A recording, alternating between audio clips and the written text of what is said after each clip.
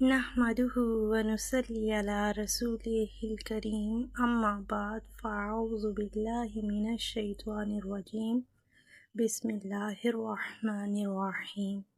السلام علیکم ورحمۃ اللہ وبرکاتہ۔ کیسے ہیں آپ سب؟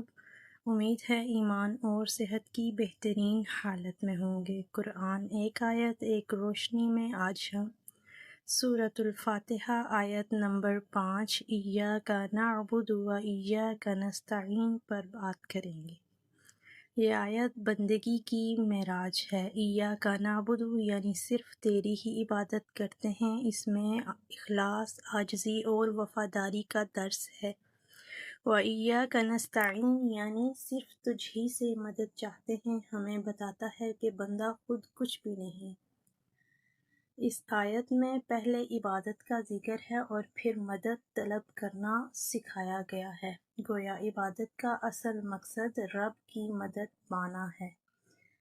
یہ آیت ہمیں زندگی کے ہر کام میں اللہ سبحانہ و تعالی پر اعتماد کرنا سکھاتی ہے۔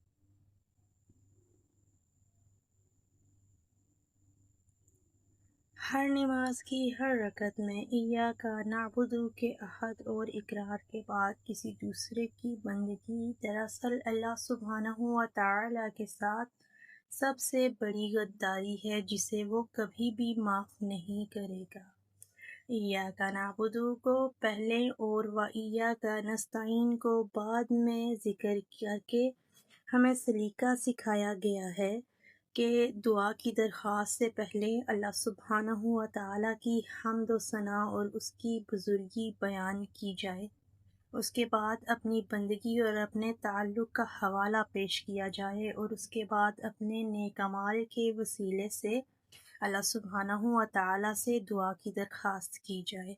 نیک اعمال کے وسیلے سے دعا کرنا ہمیں صحیح بخاری کی ایک حدیث میں سکھایا گیا ہے، جس میں غار میں پھنسنے والے 3 آدمیوں کا قصہ ہے، اور جنہوں نے اللہ سبحانہ و تعالی سے اپنے اخلاص کے ساتھ کیے گئے اعمال کے ذریعے دعا مانگی ہے۔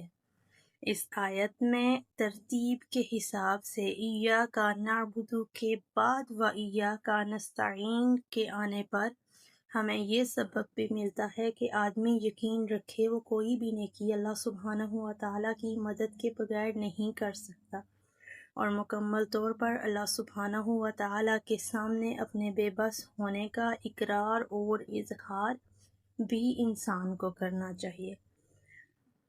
یعنی انسان کو اقرار کرنا چاہیے کہ ہم صرف تیری عبادت کرتے ہیں اور تجھ ہی سے مدد چاہتے ہیں، اور تیری عبادت بھی تیری مدد کے بغیر ممکن نہیں ہے۔ اس آیت میں توکل اور اپنے تمام کام اللہ سبحانہ و تعالی کے سپرد کرنے کی اعلیٰ تعلیم دی گئی ہے۔ مدد سے مراد ان تمام کاموں میں مدد طلب کرنا ہے جن کا اختیار صرف اور صرف اللہ سبحانہ و تعالی کے پاس ہے، کسی مخلوق کے پاس اس کا اختیار ہرگز نہیں۔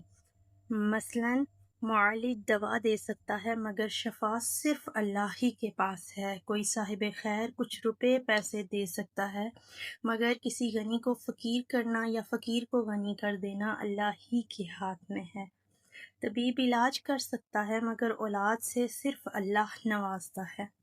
فوج آدمیوں اور اسلحے سے مدد ہو سکتی ہے مگر فتح و شکست اللہ ہی کے ہاتھ میں ہے۔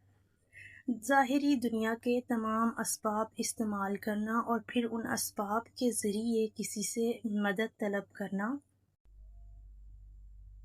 ظاہری اسباب کو استعمال کرتے ہوئے ان اسباب کے ذریعے سے کسی سے مدد مانگنا بھی قرآن کی تعلیمات میں سے ہے، جیسا کہ سورۃ المائدہ میں اللہ سبحانہ و تعالی نے ارشاد فرمایا، تعاونوا علی البر والتقوی، نیکی اور تقوی کے کاموں پر ایک دوسرے کی مدد کرو۔ افسوس کہ آج بعض لوگ ان ہستیوں کو پکارتے ہیں جو کہ نہ تو پاس موجود ہوتی ہیں اور نہ ہی ہمیں سنتی ہیں، لیکن اگر وہ پاس موجود ہوں اور سن بھی سکتی ہوں تب بھی وہ ہماری ان کاموں میں مدد نہیں کر سکتی جن کاموں کے لیے ان کو پکارا جا رہا ہے۔ کتنا ظلم ہے نا کہ نماز کی ہر رکعت میں ہم ایاک نستعین کا اقرار کریں اور پھر نماز کے بعد ہم دوسروں سے مدد مانگیں۔ اللہ سبحانہ و تعالیٰ سے دعا ہے کہ وہ ہمیں صرف اور صرف اپنی عبادت کرنے کی توفیق عطا فرمائے اور ہر چھوٹے بڑے کام میں صرف خود سے مانگنے والا بنا دے۔ ہمارا دل، ہماری زبان، ہمارے اعمال صرف اسی کے لیے خالص ہوں۔ یا اللہ، ہمیں ان بندوں میں شامل فرما جو کہ تیرے نیک بندے ہوں اور اخلاص کے ساتھ صرف تیری ہی عبادت کرتے ہوں۔ آمین ثم آمین۔